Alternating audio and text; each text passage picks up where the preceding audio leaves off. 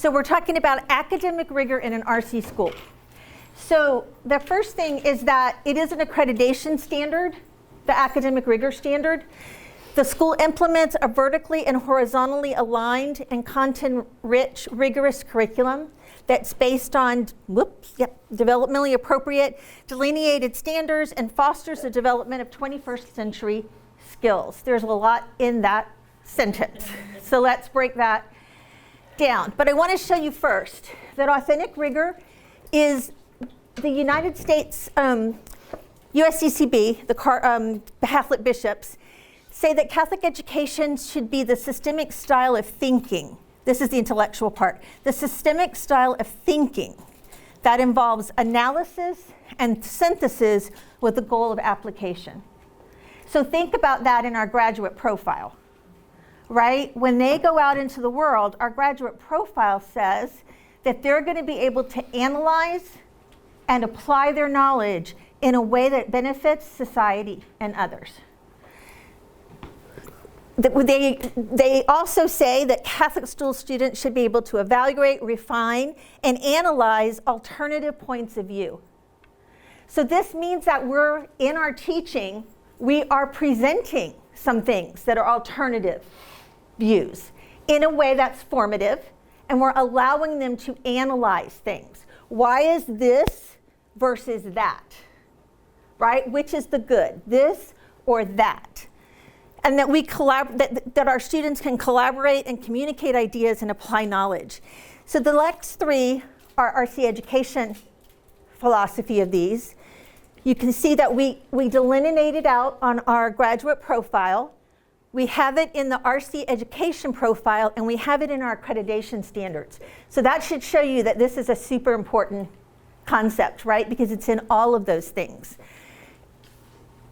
And this is probably the talk. This is definitely the talk that I feel like I give more often. This is because I think that analyzing authentic rigor is not something we do once. It's something that we continue to evaluate based on what's going on in society, what's going on with the development of our kids, and what's going on in education. And I probably should have said this at the beginning, but one of the things that RC education does, and Margaret is the superhero of this, is to help us stay up with the research. Not the latest fad, but the research in education. And looking at trends and things, especially in regards to rigor and academics. And so we know that you don't have time to do the kind of research that we can do for you. So when we present something, it's because we've done all the research. It's because it's a best practice. So academic rigor, what is it and what is it not? Okay, academic rigor is influenced less by the complexity of the content and more by the level of cognitive engagement that the student has with the content. Okay, think about that for just a minute. So academic rigor is less about the content and more about what they can do with the content, how their brain engages in it, and what type of analysis and application and creativity comes from that engagement. Cognitive engagement, that's what we're after. This is part of intellectual formation because academics does not equal intellectual formation. Academics is an aspect of intellectual formation, okay? So cognitive engagement is the extent which students engage with tasks that are going to lead to mastery and application of knowledge and skill. So that tells us that number one, we have to engage our students. We have to be responsible for their engagement into the material. And if that means we start class with hey, there's I want you to imagine that somebody's buying a new house and these are the dimensions of the room and they need to order carpeting. How are we going to figure that out? We're going to have an answer to that by the end of class. Now I'm going to teach them area and perimeter, right? Then they're going to go back to that real world problem and they're going to solve it. And we're going to high five out the door, right? So engaging them in the curriculum, there's a whole lot of different engagement strategies we can use, but it's essential. No engagement, no learning. So, it's not a professional development session unless somebody talks about blooms, right? So this is that moment. We're going to talk about blooms because I don't want you to walk away deprived. So this is where you guys, they rearranged some of these up top a couple of years ago. I say a couple of years ago, it might be more like 10. Analysis, evaluation, creativity, they've rearranged those. But really, the understanding is that academic rigor in the RC classroom is above this. Anything below this, remembering, understanding, memorization, is a foundation. It's a stepping stone. It's a scaffold, building that scaffolding to do this. So in every class, every day, our goal is that we're bringing the kids to some type of application. So if you look at the research, it says students are most motivated to learn something when they see the practical application for it. So we have to demonstrate that to them. Here's the practical way that you could use this as a leader in the world. This is how you would use this. Okay, and you can do it from kindergarten all the way up. It just takes thinking to make it tangible and to make it a real life thing. And if you can try to connect it to something they're familiar with. So, buying a house and putting carpeting down. Well, how much carpeting do they need to order? Right? That's something they can relate to. Once they see a reason, they'll engage. Critical thinking, analysis, and creative problem solving is the essence of the RC curriculum. And I'm going to show you why in just a minute. But just really say to yourself, remembering and understanding is the first step on the scaffolding. Now, memorization has its place. It is a good intellectual exercise. They should memorize things like multiplication tables, phonic sounds, digraphs, blends, right? These are things they should memorize.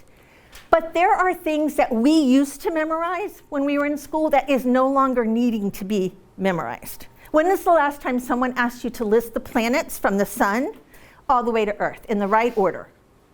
I had to memorize that. Does that tell me? So what do I do with that? Right now, if I'm going to work for NASA, maybe, right? But by that point, I have access to more information. So we have to rethink and say to myself, does this really need to be memorized?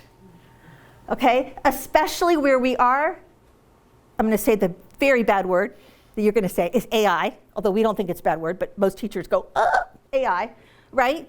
With the onset of AI and the worldwide online community that we have, the need of our learners to memorize something is not as great as it once was. So if we're spending a lot of time on memorization, it means we're not climbing. Now, if it's necessary to memorize to do this, absolutely. But if it's not necessary to memorize to do that, let's just help them have that let's give them that information. Here's how the planets are arranged from the sun down. Which of these planets in this arrangement is going to be hotter? Oh, well, it's going to be the one closest to the sun. I don't need to memorize the planets to make that analysis, right? That cause and effect. So this is important, but it's only a stair step. And if our teaching stops here, we are not taking kids where we need to take them, okay? And this is in every single grade level. We cannot think that we're going to wait till high school for them to apply or evaluate. That's taught way down here, okay? If you thought about a lesson that you've taught, how can I turn that into an application lesson? It's taking it one more level up. So inauthentic rigor, which we're going to talk about in a minute, does not improve academic achievement. It just makes things harder for the student without any meaningful gain. So what we want to do is look at authentic rigor and inauthentic rigor. And if our kids think that what the teacher's asking is for me to jump through hoops, they are gone. They are not going to engage. They are not going to work for you. So we want authentic rigor. Okay, first one, scope and depth. How do you know how deep of knowledge to teach? Well, comes from your curriculum, right? So you're using the curricular benchmarks to gauge your scope and depth for the student's level. That's a positive rigor thing. A negative rigor thing is gauging it by your textbook or your opinion on what kids should learn at this level in this class, right? You've got to go back to your benchmark that's clearly going to state in 7th grade language arts, they should know how to do blah, blah, blah, blah, blah, blah, blah, blah, blah. And you have all of your benchmarks that tell you how to measure that. You're using the benchmarks. Now, I know you guys have to use the Archdiocese. Okay, well, here's what's coming up. RC Education is working on right now, in your curriculum, we are already matching our curriculum and the corresponding state of Ohio curriculum, and then at some point we will lay over the Archdiocese curriculum so that you can look and say, this is the way RC Education wants it, this is what's asked for by the state, this is what's asked for by the diocese, okay? So then you, in your head, you're like, oh, those are very similar, good to go. Those aren't very similar. RC Education is putting a focus on this. So the reason we're putting a focus on this is because it's a skill that we know needs to be taught. So where the difference between those curriculums is going to be is in the verb. Students learn. That doesn't tell me anything. Students analyze the difference between, right? So the verb is going to tell us the depth. We can't go by the textbook. Couple reasons. One, textbooks all the time, every single textbook is going to have more material than you should teach in a year. Most of us say we can't get through the textbook in a year. Okay, so what do I need to get through? Do I just start on page 1 and teach till the last day of school? No, I go back to the benchmarks and I say, RC Education says this, and I see with the diocese and I see with the state. So out of the textbook, these are the topics I'm teaching, and this is the depth I'm teaching, and this is the skill I'm teaching. Okay, because starting from page 1 and working to the end of the textbook, you're not going to hit the benchmark. So the following year, if they have a teacher who's going to use the benchmarks, your sequencing is off, right? So you've got to, and this is a hard thing for teachers to do, you've got to take that textbook and think, this is a resource. This is not my curriculum. This is a resource, right? The benchmarks and standards. The other reason is that in most curriculums, if it's a legitimate good curriculum, it's leveled. So maybe you used to teach X in 4th grade, and then when you look, it's taught in 5th grade this year, or, you know, in the RC Ed curriculum. But if you stay with it, the kids are going to get all the skill. They're going to get all the contact because it's leveled to have a smooth progression upward. But if you step out of that leveling and use only your textbook, you're creating a gap probably for those students inadvertently, right? You're creating a gap. Maybe the skill didn't get taught that needed to get taught in that level. So it's super important to see our textbooks and any other resources as not the curriculum, but as a resource. Also remember, school down the street is using the exact same textbook. So what makes Roermond different than the school down the street in 7th grade math?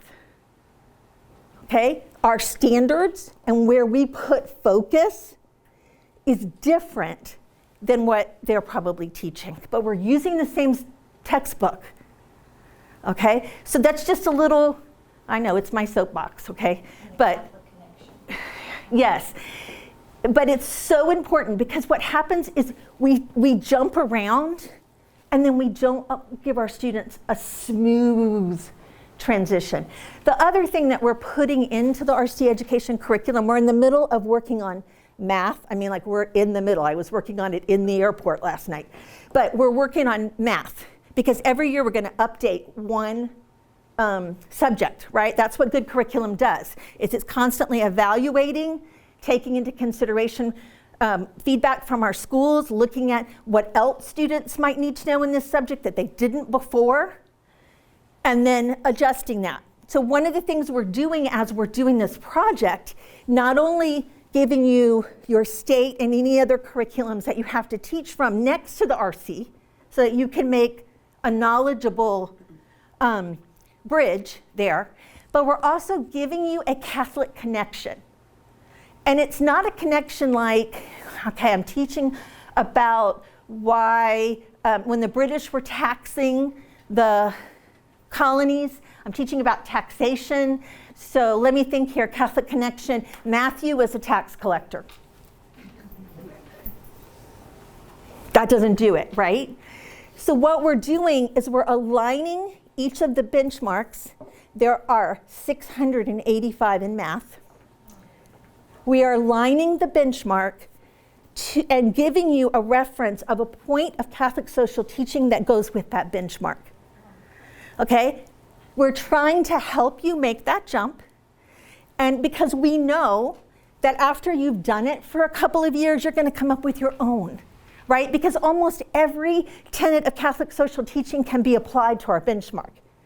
So it's just an example for you, but it makes a connection, a real world connection at a spiritual apostolic level that matches that benchmark.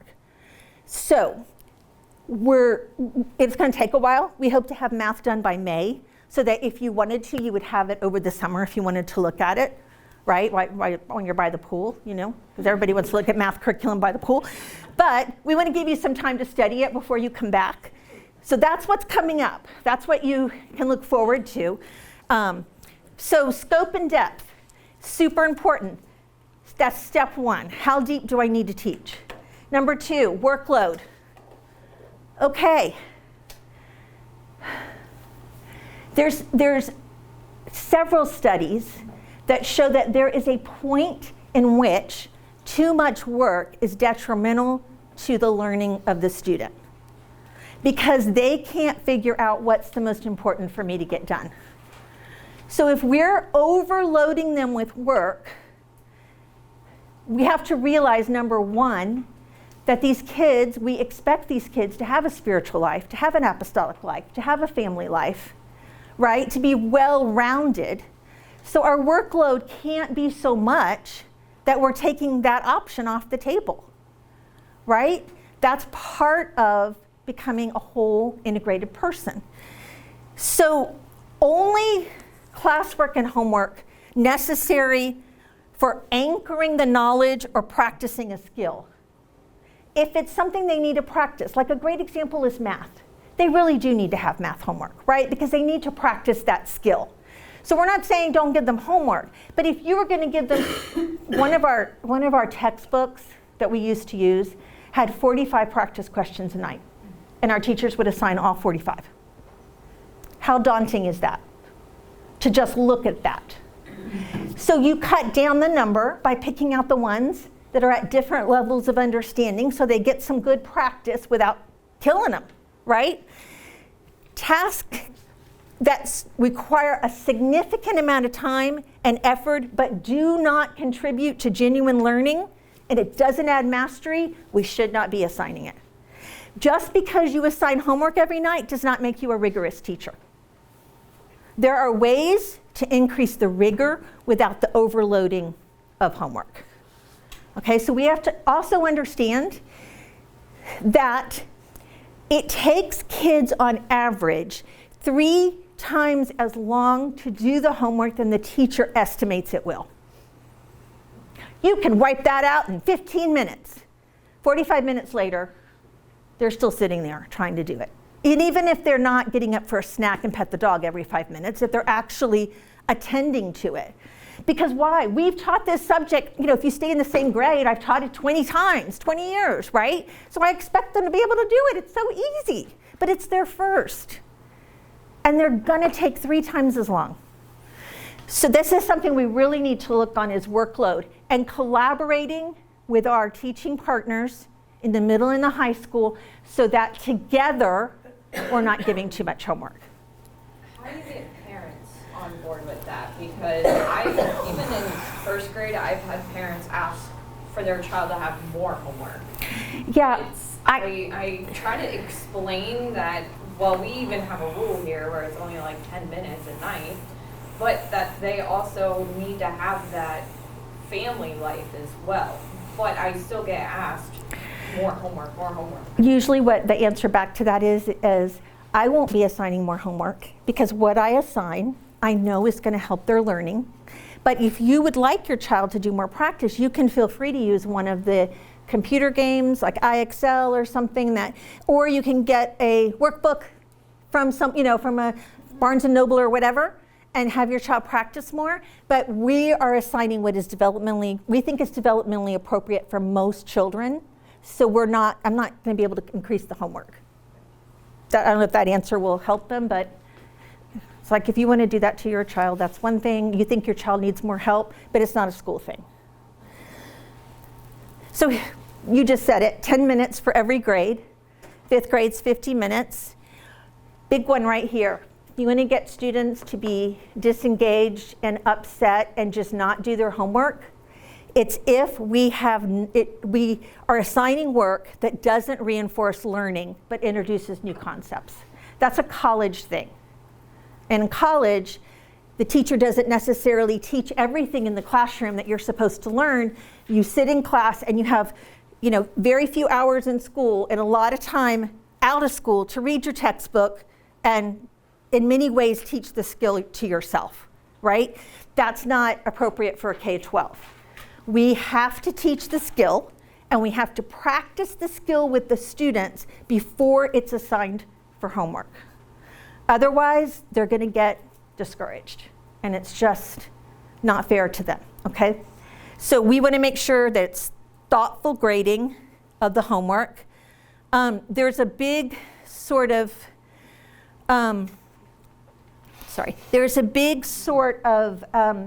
debate about homework in general.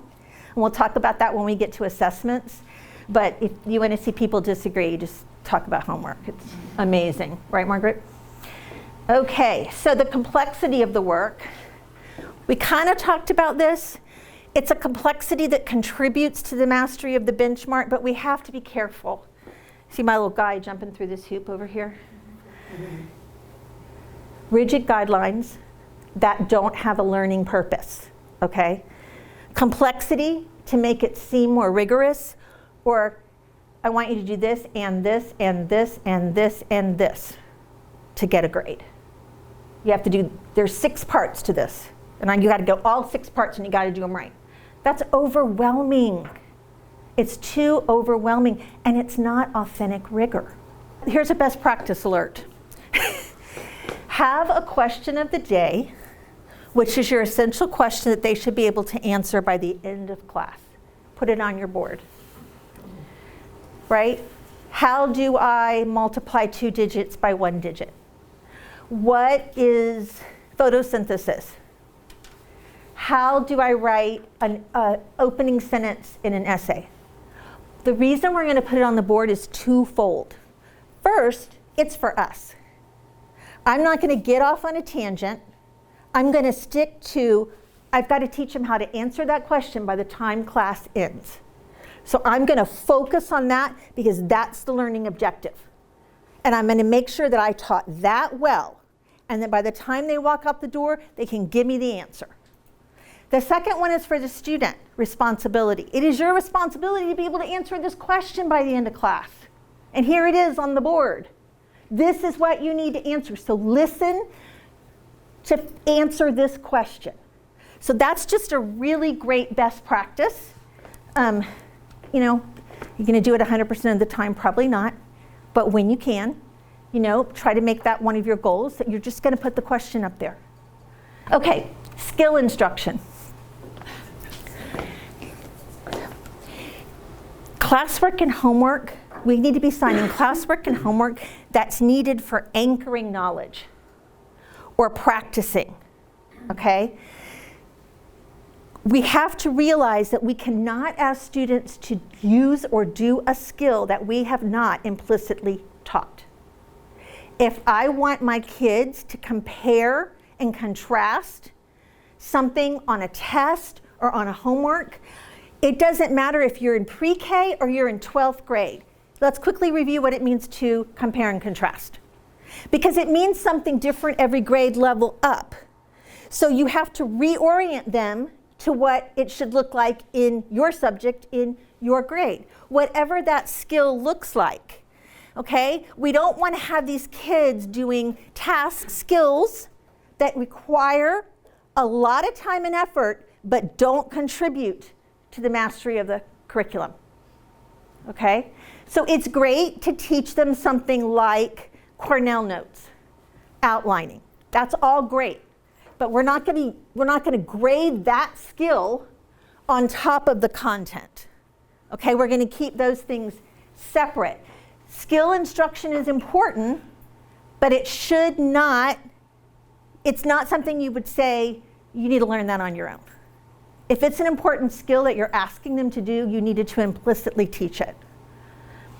Okay, this is it. This is, you don't have to raise your hand, but I'm willing to bet that you have said these things in your brain. They should already know how to do this. I should not have to teach blank. We all say those things, right? And we all blame, in our minds, the previous teacher. And they blame the previous teacher, and they blame the previous teacher, and then we're in utero, right? And it doesn't help. The thing is, we do have to teach that skill, and we do have to teach it every year, because the complexity of the material makes it a new skill. We're going to build on what they already got. And do not believe kids when they say, my teacher never taught me that, because I actually was observing a 4th grade, and then I went to observe 5th grade, and they were having a conversation about their teacher didn't teach it, and I had just seen the lesson in 4th grade.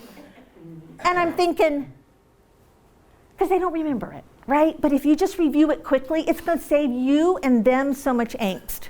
Just teach the skill quickly again. Remind them quickly again.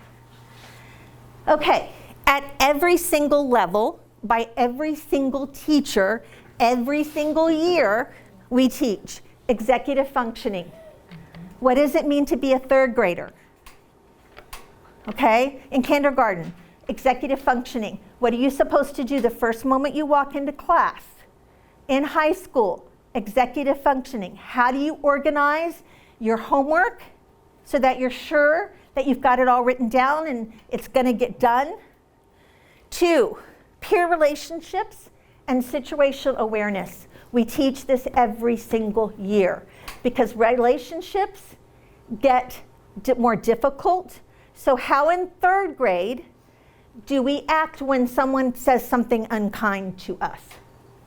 Okay, we're trying to give them the idea that learning is never over. Okay, we keep learning how to do these things in a different way as we mature. Let me go back to situational awareness. This is one of my real favorites because I taught, for a long time, I taught all boys in 5th. I had 10-year-olds. I had 22 10-year-olds boys in the class. And so I'm a mother of girls, so I'll just let you think about that for a moment. But situational awareness, it doesn't just happen. It has to be taught.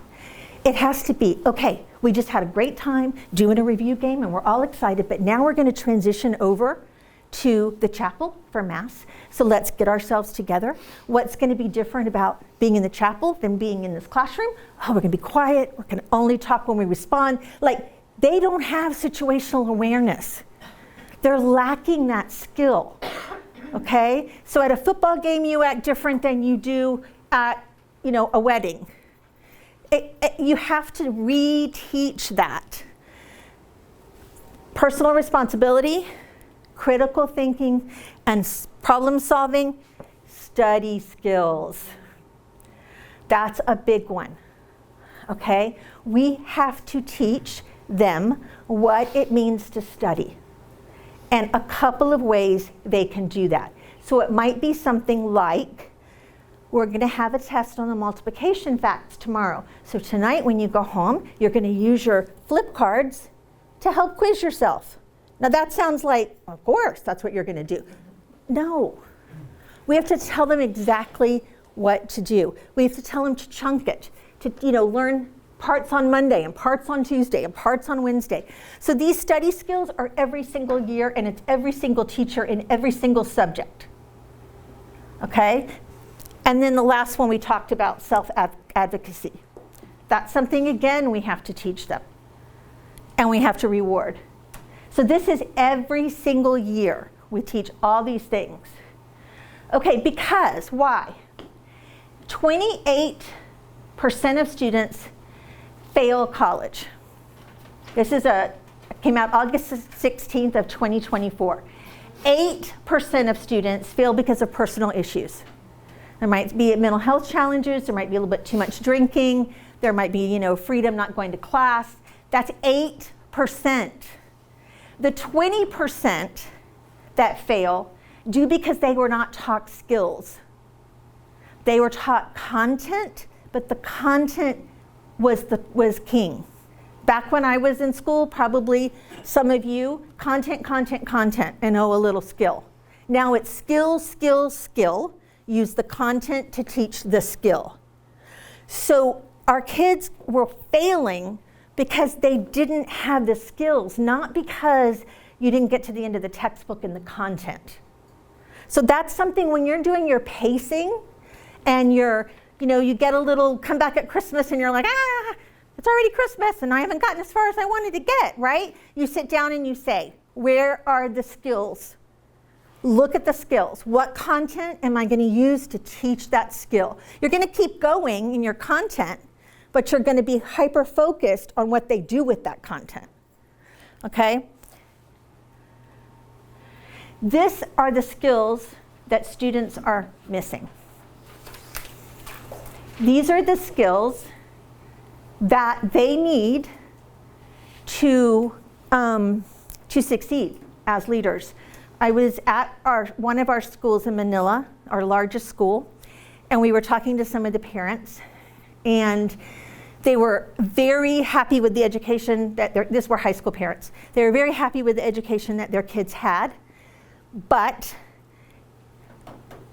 their older kids that had already graduated, they felt like the school needed to focus more on skills, that it was too much content, content overload, but no skill that goes with the content. A person doesn't get hired for a job because of content. They get hired for a job because of what they can do with it.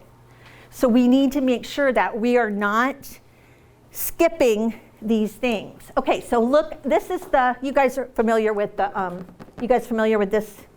Yeah, so it's transfer of learning, development, appropriate learning, 21st century learning skills, and what's usually here are the 4 dimensions of formation, okay? But what I want to show you is, because this is really important, so an RC school puts a focus on the outer circle things.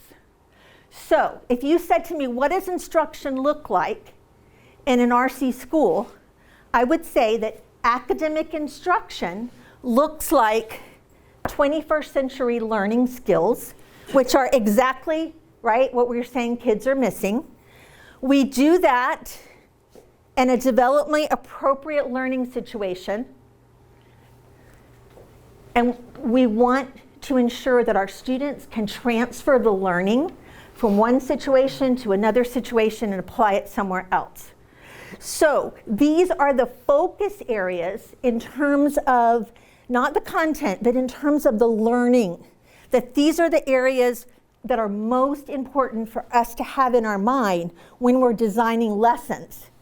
Okay? That they're developmentally appropriate, that they have the students be able to do this. Okay, so what I want to say is that these things here, critical thinking, collaboration, application, problem solving, do not operate in a vacuum. This is all imbued, and it's through the lens of our Catholic faith. It's through the lens of the other areas of formation that we're working on. Nothing is in isolation, but I'm just zeroing in on this. And if you think about it, academics alone is not going to turn out a Christian leader that can do this. Academics alone can turn out a leader who can do this, but it's that infusion and fusion and the formation of the whole child that develops the kind of leader we're looking for with these skills, but anchored in the person of Christ. So we're adding a little more work for ourselves, right? Because above and beyond anything academically, we're making sure that we're pulling this out. And that's where that Catholic, authentic Catholic connection and analysis through Catholic social teaching is so important. Because we want them to have a default in their brain that says, I look at this situation that's happening in the world, and I look at it through the lens of Catholic social teaching. And I know how to do that. I know how to apply those principles. So we use our academic time to do a lot of things, right? But we want to be sure that these three things are being done well. Those three. Okay, so why are we a college prep school? We are a college prep because we focus on 21st century learning. We're not college prep because we have high expectations for our students and we finish the textbook and we pile on the homework and we expect them to do X, Y, Z. We are college prep because of what kids can do with their information, how they can critically think with it, how they can apply, how they can problem solve. If they're not doing this, we're not reaching the graduate profile, are we? Because we want a leader, we want these students to be leaders that can do this through the eyes of faith. So we have to look at our teaching, even down in the little grades, and say, how do I teach critical thinking? How do I teach application? Okay, and the beauty of having students that go from your pre-K through your 12th grade, if you have gone along and accompanied them, and it's like a relay race, you hand them to the next person who's doing this, who hands them to the next person, right? Now you have in-depth formation intellectually and bringing in the other dimensions. The other thing that is extremely important that makes us college prep is this transfer of learning. I know this and I can apply it to that. Okay?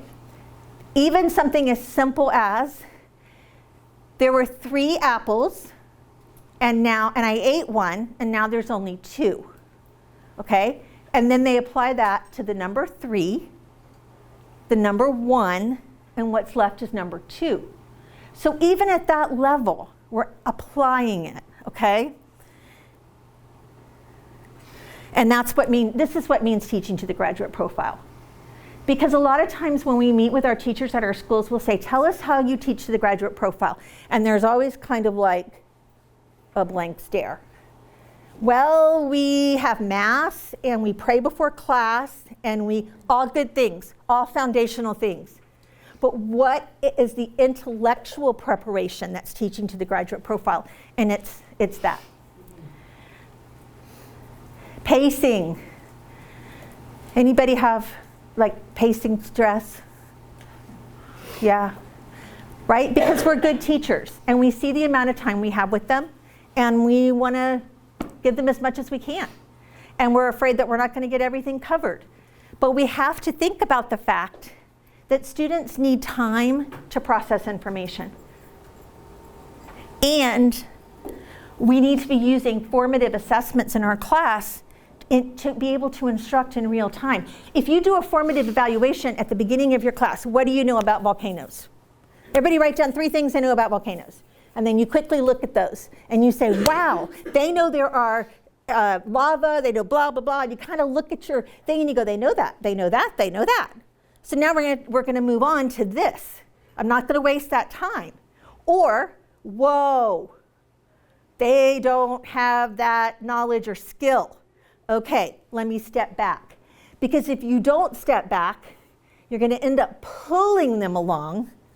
Harder for you, harder for them.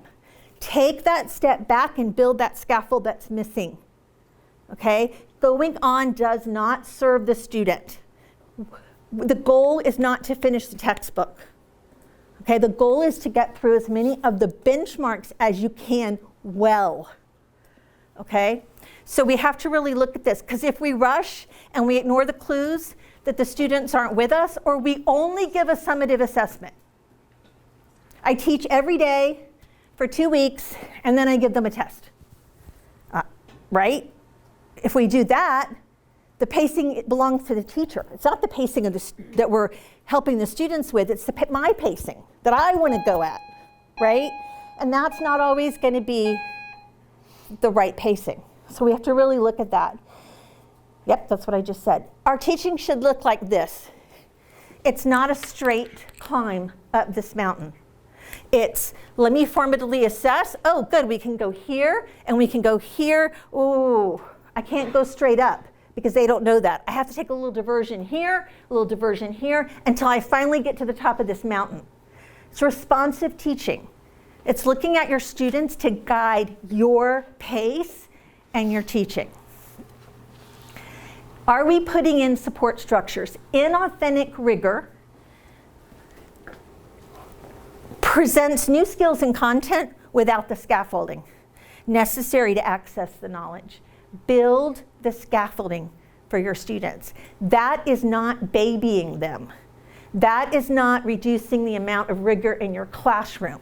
That is providing access to the material. So provide the scaffolding. That is our job, okay, is to provide the scaffolding for the student. In college, they provide their own scaffolding. But until they walk across the stage at graduation, we are providing the scaffolding for learning, okay? In order to get to mastery, you have to provide the scaffolding.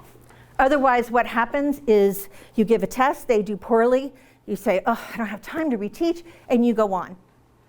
And then you get to a point where because they missed basic skills, now I'm in worse shape. Provide the scaffolding. I love this little thing. So if we here's the benchmark. This is where you need to be. This is where I'm teaching here. You got to jump and get on.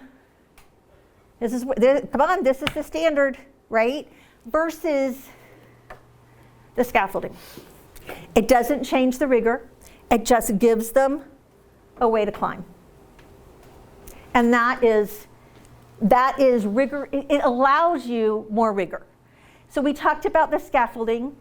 Also know that visuals and hands-on learning is excellent scaffolding.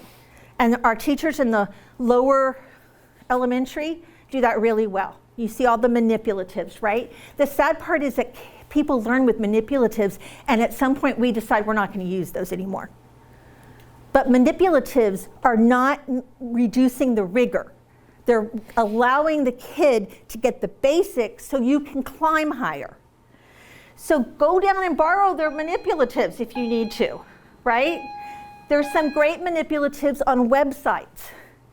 Okay, there's like for math, there is 100 of visual manipulations on math websites that you could use, just like I'm doing this, to illustrate a point, to show that scaffolding, but use it. And know that you're probably going to have to differentiate your scaffolding a little bit, because everybody doesn't need the same amount of scaffolding. So what you're going to do is you're going to put in the appropriate amount of scaffolding for your grade level and what you're teaching, and you're going to know that some kids are going to climb really fast, and some kids you might have to go back and add an extra piece of scaffolding for them in order for them to climb. So part of scaffolding is responsive teaching. And what we mean by that is you're attuned to the students' individual needs and their progress in real time. How many of you have started a lesson that you planned thought it was going to go great. You get a third into it, and you're like, there are all blank stares on these faces, and they have no idea what I'm talking about, right? That tends to happen, no matter what grade you're teaching. The kids are not with you. A lot of times it's because we have to go back. And so give yourself permission, because I know that your supervisors give you permission to reteach the next day in a different way, or to stop right then and back up with the scaffolding. Don't be afraid to adjust your teaching, because if you go on, now they don't have that piece, and now the jump is higher, right? So stop and teach that.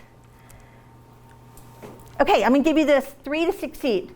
This is a very, very easy way to differentiate with your scaffolding, okay? Teachers in the lower elementary, you use it naturally for math groups or reading groups, right? It's the same thing.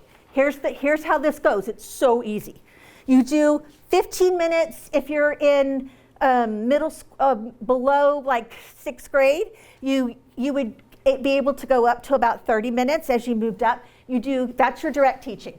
I'm gonna teach you about this part. I've already given you the question you have to answer at the end of the day, the engagement. I'm gonna teach you for this part, and make yourself stick to it. 15 to 30 minutes, okay? Then you have in your mind, you've already figured out that there's really 3 levels here. There's 3 kinds of kids. And this is flexible. So for different content, they might change groups. So you give them the direct teaching, you give them the assignment to start working on. While they're quietly working, you pull group 1. These are the kids that need more scaffolding. You're gonna break it down a little more for them. You're gonna reteach them. You're gonna make sure that they have an understanding before they start their classwork or homework. Other kids are working, right? Then this group goes away. You pull group 2. That's the middle part of your learners, right? Those are the kids who are, maybe the B, C kind of kids that always tend to need a little bit more help to do well. You pull them. Once you're done, they go back and work, and now you pull your third group, the group that really probably already got it, right? And you say, and then you make sure they've got it, ask them a few questions, and then you try to extend them a little bit. Well, how would you apply it to this? How would you do it this way? So this is, to me, very attainable differentiation in a classroom. You don't have to worry about, it's great if you can differentiate your tests and your everything, right? That's awesome differentiation. But to get started and to do it on a routine basis, this is all you need. And today, Johnny might be in this group today, but he really got that, so now he's either in this group or that group tomorrow, and that's fine. They don't have to stay in the same group. You just say group 1 will be Mike and Mary and Johnny.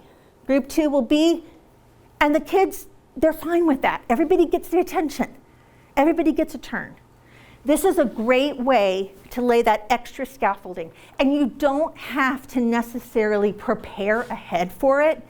You know what you're trying to teach, and you know how to back that up. And that's this one. You know how to back it up and re-explain it a different way. This one, okay, I'm going to clarify a couple of things that you're thinking that aren't accurate, and you're going to be good to go. And then this one, tell me what else you can do with this. It's not hard, but it makes a huge difference from pre-K to 12. Huge difference. Okay. I want to give you an example of responsive teaching, okay? So this one over here, after noting several students were struggling with fractions, the teacher revisits the fundamental concepts with some hands-on manipulatives for those needing extra help while offering a challenge problem for the advanced learners. Okay, here's another one in high school. In the high school biology class, the teacher's introducing the concept of cellular respiration. During an initial discussion, she notices that some of the students confuse cellular respiration with photosynthesis, while others demonstrate a strong grasp of the basic process. Can you see we're breaking them into 3 groups to address those things would help tremendously in making sure that all the kids are with you as they move on. Okay, so instructional strategies, Margaret's going to talk about this, But rigor does not mean that everyone, as Margaret said, is sitting in a straight line with their hands folded on their desk like this, absolutely quiet and looking at you. Those kids can be thinking about their soccer game they're going to play, or the snack that mom is going to make for them, or grandma's birthday cake that we're going to go have. It does not. When you walk into a classroom and you see that, it does not say that it is an engaged class. Okay? The same way where kids on the floor working in groups, sitting on pillows, have their clipboard, or having conversations with each other that are on track, right? That's also an engaged classroom. So don't think that it's one way or the other, okay? But remember that the default strategy that you use is because that's the way you like to teach, right? That's my default because I like to structure my class this way. The default strategy doesn't mean that that's how the kids will best learn it. We all have our strategies we go to, but it doesn't mean it's the best one. And one strategy is not going to be best for all skills and subjects. So you're going to have to change it up. And that is where some teachers struggle. This is the way I teach. I've always taught this way. They're going to learn it this way. That is not responsive teaching. Responsive teaching is, that didn't go so well, and I'm the adult in the room. So I got to do it and fix it so that they get it.